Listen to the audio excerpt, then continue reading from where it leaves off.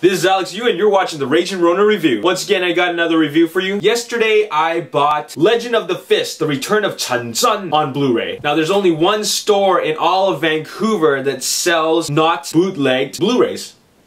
And that is MAL. Big shout out to them for keeping it real. I don't buy bootleg DVDs. I don't support it. You can download all you want, but I refuse to do it. But anyways, let's get on with the review. I saw the trailer last year and I thought it was like a Jet Li movie, like a Black Mask or an homage to the Green Hornet, because it features Donnie Yen wearing the Kato mask. But anyways, it's almost like a sequel to Jet Li's Fist of Legend, directed by Gordon Chan. Because in that version, Jet Li's character actually, well, he's supposed to die, but he doesn't because, well, okay, let me give you a little bit of backstory, okay? Bruce Lee made a movie called The Chinese Connection, and it had the similar story about the Japanese takeover of China in Shanghai, and then Jet Li had his own version called Fist of Legend, directed by Gordon Chan, and then Donnie Yen had his own version called Fist of Fury, which was a TV show that was aired in Hong Kong. And now we have this. You know, I'm not going to go into the story again, I'm just going to review the movie. We got a whole bunch of characters, but one thing this is about is conspiracy. You know, there's spies running around everywhere. I find that the movie is very predictable. You actually start knowing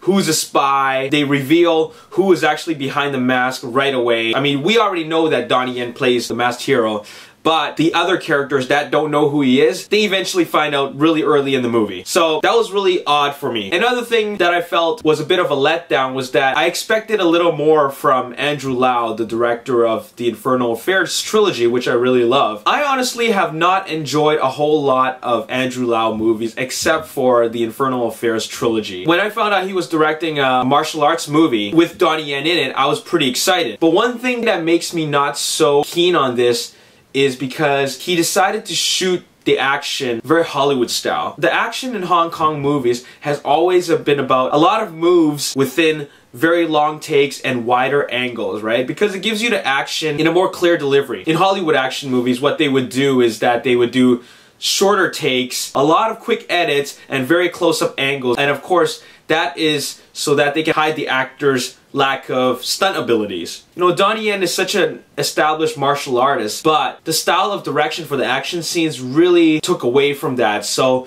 that was a bit of a letdown, and it wasn't very cohesive, you know? So I think that really killed it for me. Another thing that kind of killed it for me was that the action is very different from that of Ip Man and Ip Man 2. Donnie Yen has been on a streak when he works with Wilson Yip in Ip Man 1 and 2, Dragon Tiger Gate, SPL, and Flashpoint. The direction, the choreography, it's just top notch. But in The Return of Chen Zhen, it actually really went downhill. It was almost like cartoon violence. It was so different. It was like they took away from the whole realism. They just brought it to looking more cartoony. I don't know how to explain it. That really didn't work for me. The brutalness of the violence in the movie, it was just so comic book-like. I guess with the whole mask thing, it makes it more into a comic book story or a comic book movie. I don't know, the mask thing didn't really work for me. I understand that he had to put on a mask to hide his identity because the character of Chen Zhen actually died in the previous film. I can't give this movie a high score. I was really hoping, I really wanted to give it a higher score just because I really enjoy Donnie Yen movies, but